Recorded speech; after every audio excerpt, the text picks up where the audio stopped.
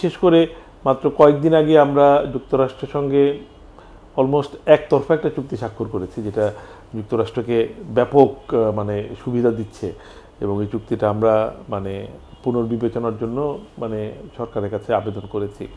তো সেই রকম সময় যুক্তরাষ্ট্রের তরফ থেকেই এই তদন্তের তালিকায় বাংলাদেশের নামটা খুবই অপ্রত্যাশিত, আমি বলবো খুবই অপ্রত্যাশিত। সো এটার ইম্প্যাক্ট, ওই যে বললাম যে ইম্প্যাক্ট এখনই অ্যাসেস করা মুশকিল, কিন্তু যে কোনো তদন্তই আপনার একটা ক্ষতির সম্ভাবনা তো থাকেই, কারণ এটা আসলে তদন্তটা তো কোনো ভালো উদ্দেশ্য করা হয় না যে আপনাকে কিছু বেনিফিট দিবে, আপনার বিরুদ্ধে কোনো ব্যবস্থা নেওয়া হবে কি না সেই জন্য তদন্তটা হচ্ছে। তার মানে হচ্ছে বটম লাইন হচ্ছে যে আপনার এখান থেকে উপকৃত হওয়ার কোনো চান্স নাই, আপনি কতটুকু মানে ক্ষতিগ্রস্ত হবেন বা আদৌ ক্ষতিগ্রস্ত হবেন কি না সেইটাই এখন দেখার বিষয়। সো এটা সেই বিবেচনায় আমাদেরকে অবশ্যই একটা উদ্বেগের কারণ থাকতেই পারে এখানে, যেহেতু এটার আলটিমেট রেজাল্ট পজিটিভ হওয়ার কোনো চান্স নাই, এটা নেগেটিভ হলে হতে পারে, এবং নেগেটিভ হলে সেটা কতটুকু নেগেটিভ সেইটা হবে রেজাল্ট। সো সেই জন্য উদ্বেগের কারণ আছে।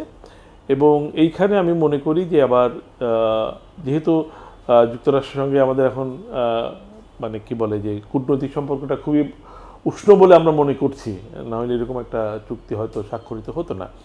সো সেই পরিপ্রেক্ষিতে এই উষ্ণ সম্পর্কটা ব্যবহার করে এবং আমাদেরকে যথাযথভাবে নিজেদেরকে প্রিপেয়ার্ড করা, যাতে এই তদন্তটা আমরা খুব লজিক্যালি এবং লিগেলি স্ট্রংলি ফেস করতে পারি, যাতে কোনো রকম মানে নেগেটিভ ইম্প্যাক্ট আমাদের উপর না আসে।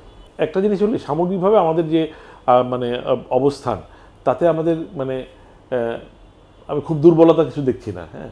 কিন্তু ওই যে বললাম যে অন্তর্নিহিত উদ্দেশ্যটা যদি থাকে, হ্যাঁ, যখন অন্তর্নিহিত উদ্দেশ্য থাকে ওইটা কিন্তু মানে ওইটাই মানে অলিখিত জিনিস, কিন্তু সেটা বিপজ্জনক, হ্যাঁ। তো ওই জায়গাটাতেই আমার কোনো জায়গাতেই আমাদের বড় কোনো রকম কোনো ঘাটতি নাই।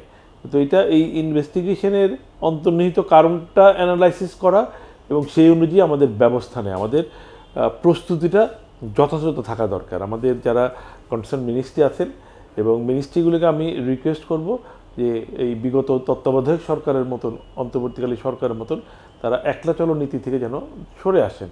তারা মানে স্টেক হোল্ডার মানে এবং সাবজেক্ট ওয়াইজ যারা এক্সপার্ট আছেন, দেশি এবং প্রয়োজনে বিদেশি এক্সপার্ট যদি প্রয়োজন মনে করেন, তাদেরকে আগেই ইনভলভ করানো দরকার, হ্যাঁ। মানে ইনভেস্টিগেশন অফিসিয়ালি শুরু হবার আগেই তাদেরকে মানে ইনভলভ করে, যাতে আমাদের প্রস্তুতিটা যথার্থ থাকে এবং একটা খুব মানে স্ট্রং টিম এফোর্ট থাকে, যাতে আমরা স্ট্রংলি এটা ফেস করতে পারি।